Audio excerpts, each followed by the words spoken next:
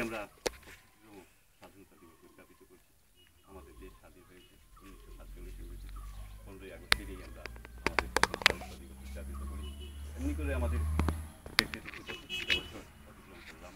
আমরা আজকে স্বাধীন দেশের নাগরিক হিসাবে 65তম জাতীয় দিবস উদযাপিত করছি। এই মুহূর্তে আবারও আমি জানাই অনেক অনেক ধন্যবাদ।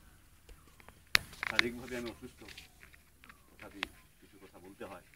স্বাধীনতার সংগ্রামী যারা এই দেশকে তাদের অক্লান্ত পরিশ্রম, রক্ত এবং অনেক অনেক হাজার হাজার নরনারীর বলিদান দিয়ে আমরা পেয়েছি আমাদের অনাকাঙ্ক্ষিত স্বাধীনতা। তাই এই স্বাধীনতা দিবসের প্রাক্কালে আমি সমস্ত শহীদ বীরদেরকে জানাই আমার স্কুলের পক্ষ থেকে, আমার সমবেত সবাইকার পক্ষ থেকে অনেক অনেক শ্রদ্ধা, ভক্তি এবং ভক্তি জানাই।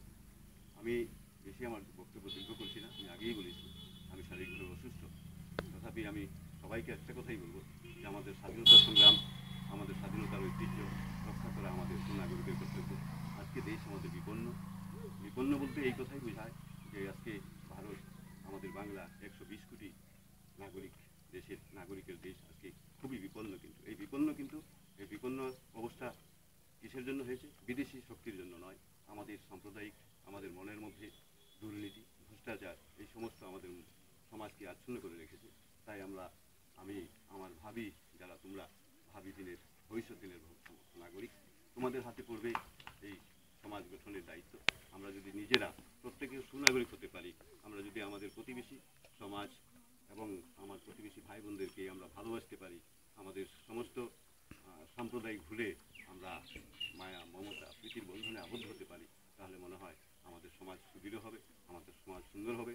এবং এমনি করে একটি সমাজ সুন্দর হয়ে গেলে পরে একটি গ্রাম সুন্দর হয়ে যায়, এবং গ্রাম হতে হতে তারপরে একটা জেলা, তারপরে রাজ্য।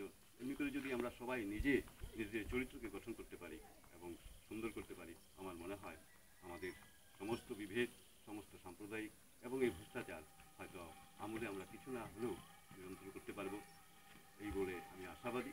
আর আমি বক্তব্য বেশি দীর্ঘ করছি না। আমার স্কুলের সমস্ত শিক্ষক, কর্মী এবং সমাবেত সবাইকে আবার আমার অনেক ভালোবাসা জানিয়ে আমার বক্তব্য শেষ করছি।